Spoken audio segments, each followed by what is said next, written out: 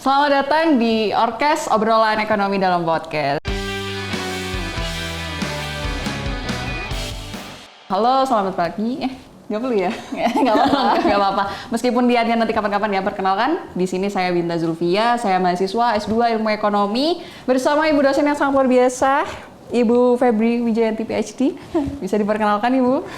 Oke, halo semuanya. Perkenalkan, nama saya Febri Wijayanti. Saya salah satu dosen Departemen Ekonomi Pembangunan di sini di UM. Apalagi Bin? Apa yang perlu dikenalin? Mungkin karena sekarang kan kita mau membahas tentang pendidikan ya, Pi ya. Aduh. Tentang rencana study abroad. Bagaimana Ibu Febri sudah melakukan itu kan? Mungkin bisa diperkenalkan background pendidikannya lah. Oke, jadi kebetulan ya saya baru selesai dari Rusia, jadi di situ ya negara yang cukup dingin, negerinya Bapak Putin tercinta.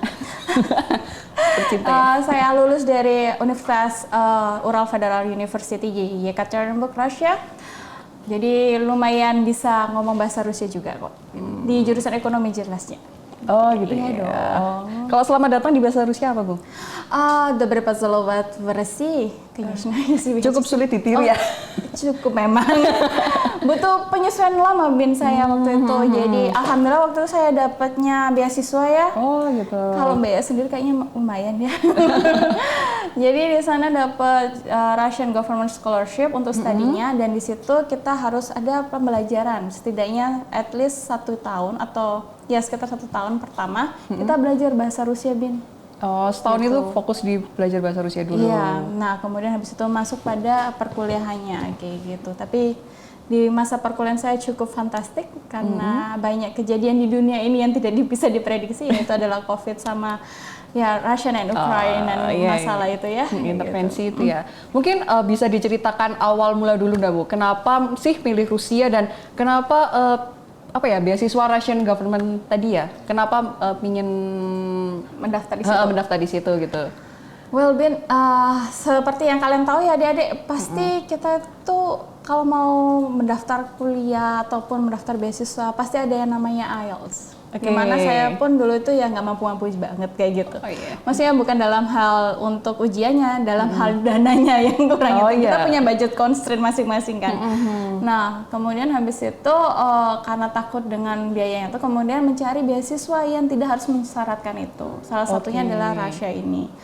Nah, kemudian juga mempertimbangkan kenapa sih harus Rusia kayak gitu. Ternyata kan Rusia kita seperti tahu, kalau kita ngomong Amerika, saingannya ya Rusia kayak gitu. Di dunia ini kayak terbelah jadi 2 blok kayak gitu. Iya, Nah, itulah yang menarik. Jadi kenapa saya milih itu, dan Rusia kan bahasa Rusia juga salah satu bahasa yang diakui sama UN kan. Jadi lumayan lah bisa dapat 1+ kayak gitu.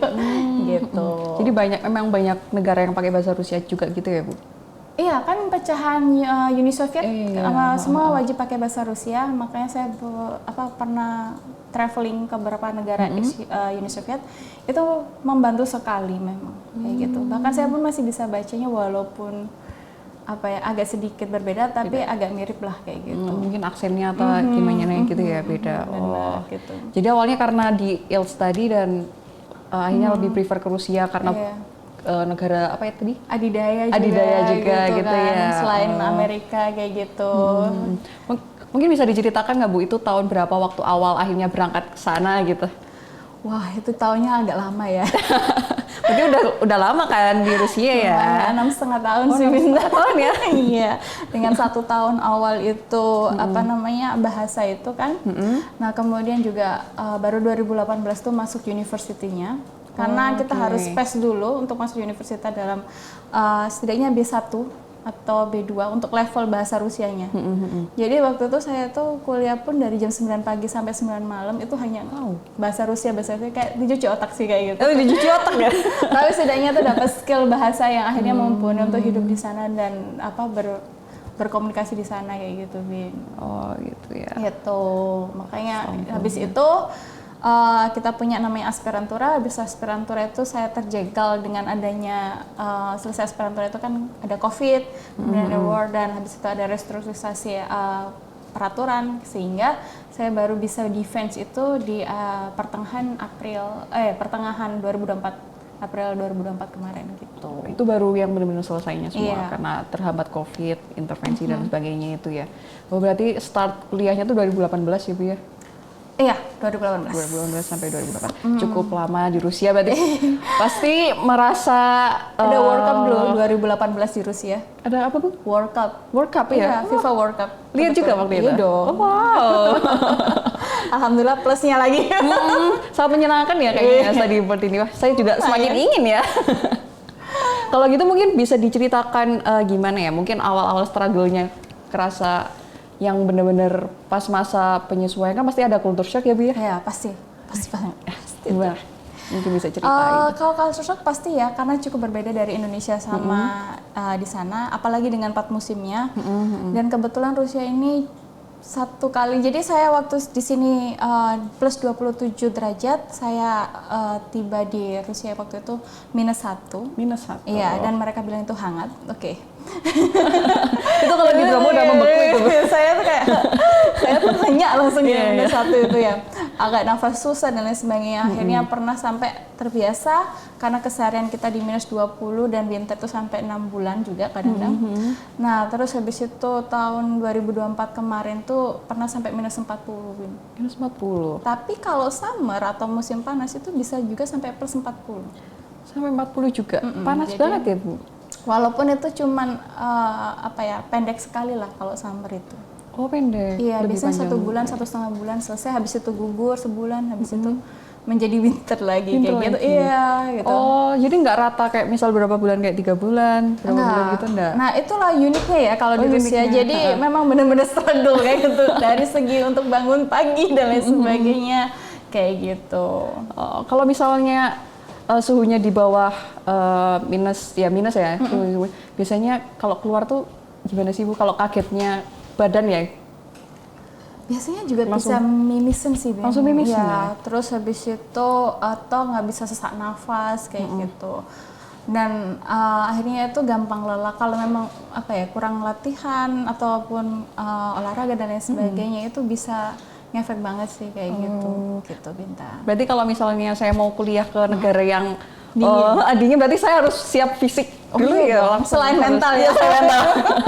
Harus benar-benar siap itu dulu ya. Iya, Bu. kayak gitu. Oke.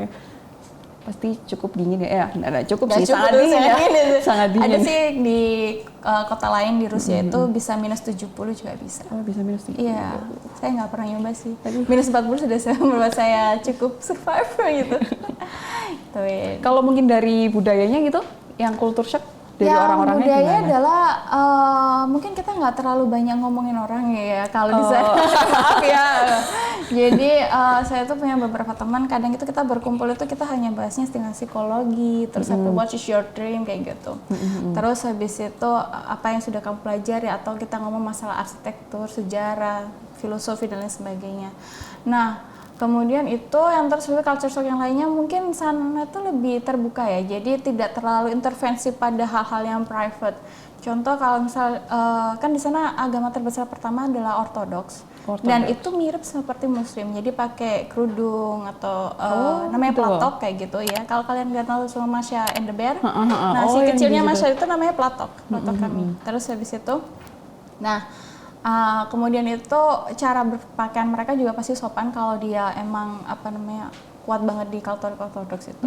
Jadi sering banyak orang kalau dia bukan, kita nggak akan mempermasalahkan kamu muslim atau enggak, kamu ortodoks kayak gitu, tidak akan nanya itu. Tapi kalau migran yang datang ke sana itu pasti akan coba tanya, bi muslimanska ya, atau kamu muslim kah kayak gitu, muslimah kayak gitu. Gitu, Win. Itu jadi terus habis itu cara berpakaian. Kalau kita kan sangat formal ya. Kalau di sana itu nggak perlu formal, as long as kalian itu punya otak kalau kita bilang kayak gitu.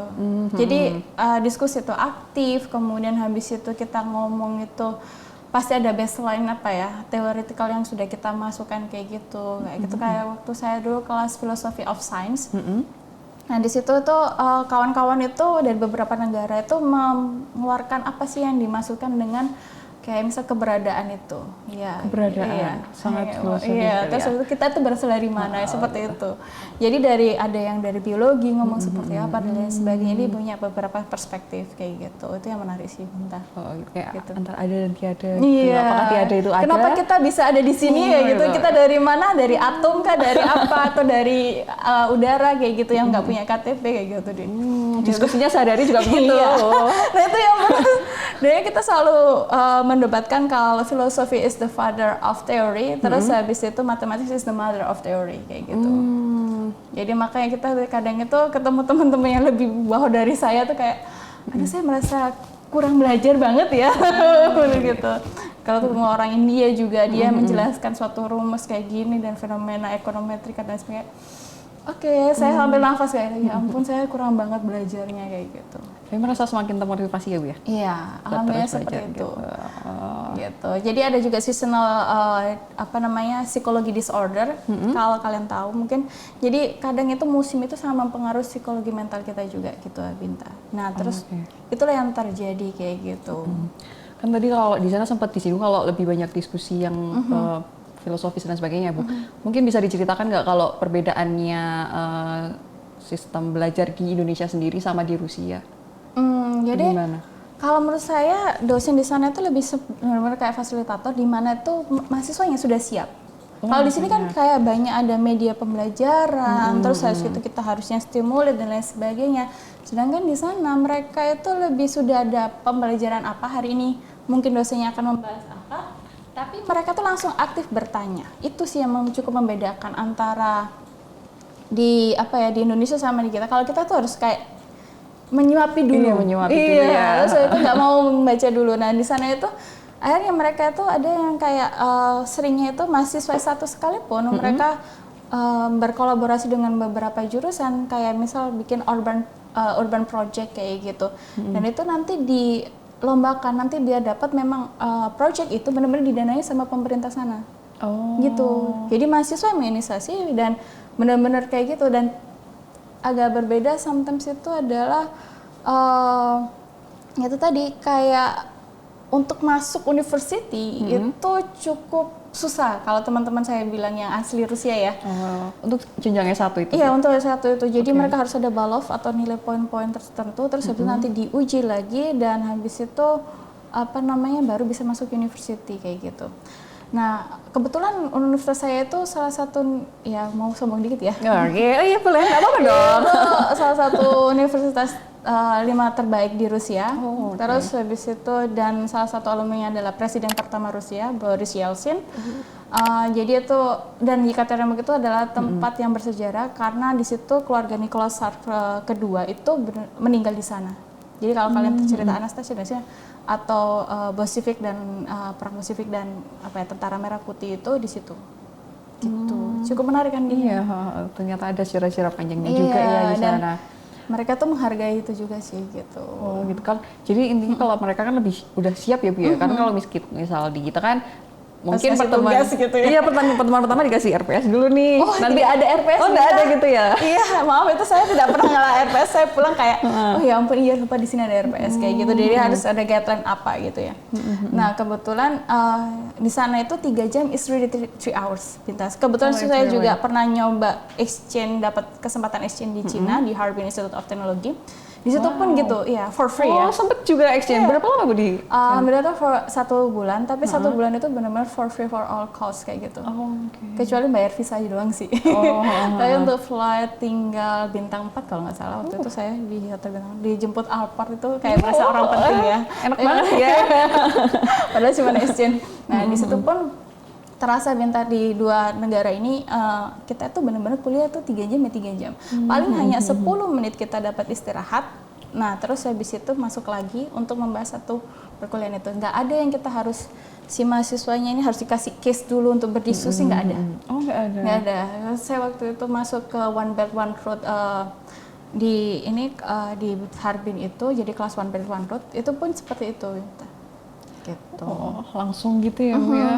Diskusinya juga pasti mahasiswanya Iya, lebih jadi langsung aktif tanya gitu. Jadi saya nggak paham terus habis itu ditanyakan. Jadi mereka nggak ada yang malu kayak gitu. Mengungkapkan pendapatnya itu gitu sih. Kalau di sini emang masih malu-malu ya Bu ya. Saya sadar juga sih kayak masih cukup apa ya, kurang berani mungkin. Kalau di sana memang lebih bebas ya Bu ya. Atau mungkin ada apa ya? Yang mungkin yang lebih mencolok lagi itu ada something yang gimana? Satu itu, kemudian habis itu ada egaliter, dimana jadi hampir sama kayak gitu. Cukup yang berbeda ya kalau kita ngomong di Cina sama Rusia. Kalau di Rusia saya tuh nggak pernah manggil kayak Mister, Miss atau Prepodawati atau guru kayak gitu ya. Kalau di Cina kan Laoshi kayak gitu kan. Nah, biasanya karena saya nggak tahu harus manggil ini apa. Kalau biasanya Prof siapa kayak gitu. Kalau dia belum, kalau kita kan ada Pak Bu kayak gitu kan. Nah di sana itu ya udah saya kadang manggil kawan saya itu walaupun dia lebih senior daripada saya, Valentina gini dong kayak gitu langsung kayak gitu. Oh ini dosennya nih? Iya dosen kayak gitu. Valentina saya nggak paham, dengan Tatiana ini saya nggak paham kayak gitu. Nah kalau dia baru Prof, baru saya panggil tambah Prof karena Prof itu pencapaian yang sangat-sangat susah sekali. Gitu daripada dokter karena mereka punya sistem yang cukup berbeda sama kita. Jadi ada 2 tiers of PhD, jadi kayak PhD dulu sama Doctor of Science, baru kalau setelah dapat Doctor of Science you can apply for professor kayak gitu. Selama kamu nggak punya Doctor of Science, kamu nggak ngumpulin publikasi seperti apapun, you will never get the professor kayak gitu. Oh jadi PhD sama Doctor of Science ini beda ya Bu? Saya kan BSD. BSD. Ini naiknya lagi. Oh gitu. Oh gitu. Dan itu diujikan lagi di kolega-kolega mereka kayak gitu. Jadi antara yang saintis kayak gitu. Jadi gitu sih. Apakah ini yang namanya postdoc itu Bu atau gimana? Kalau dibilang postdoc hampir mirip, tapi kan postdoc itu sama setahun 2 tahun. Mereka tuh bisa di position ini untuk mencapai itu harus melakukan riset setidaknya 3 or more for 5 years probably. Tergantung depends on. Jadi mereka harus benar-benar konsep di situ. Terus habis itu akhirnya diajukan ke konsul. Namanya itu Doctor of Nauka, jadi Doctor of Science itu. Nah, habis dari konsul itu baru mereka bisa untuk dapat DSC kalau kita dibilang Doctor of Science itu. Gitu. Panjang sekali ya sekolahnya. Sangat panjang. Makanya untuk jadi profesor tuh sangat berat di sana kayak gitu. Nggak hanya ngumpulin nilai ya, poin kayak gitu. Ini tadi kan sempat menyinggung sempat belajar di Harbin ya Bu. Itu gimana caranya Bu? Maksudnya apakah waktu itu disediakan dari Uralnya sendiri, dari Universitas Ural Federal University atau dari Harbinnya? Dari Harbin. Oh dari Harbinnya. Full free. Itu gimana apply-nya Bu? Sebenarnya ini ya, menurut saya networking antar profesor itu sangat penting, di mana nanti profesor itu akan merekomendasikan kayak gitu. Terus habis itu ini ada kesempatan, kamu want it or not kayak gitu. Ya want it, terus habis itu oke, apply, motivation letter, cover letter, terus habis itu CV, terus habis itu dikasih, terus habis itu mereka proses agree or not to accept me. Terus habis itu udah, habis itu oh iya sesuai cool. Nah habis itu kita berangkat mempersiapkan itu. Oh gitu. Jadi selama misal kita dapat rekomendasi bisa punya kesempatan untuk belajar di Harbin gitu ya Mas. Saya juga pengen banget sih Bu.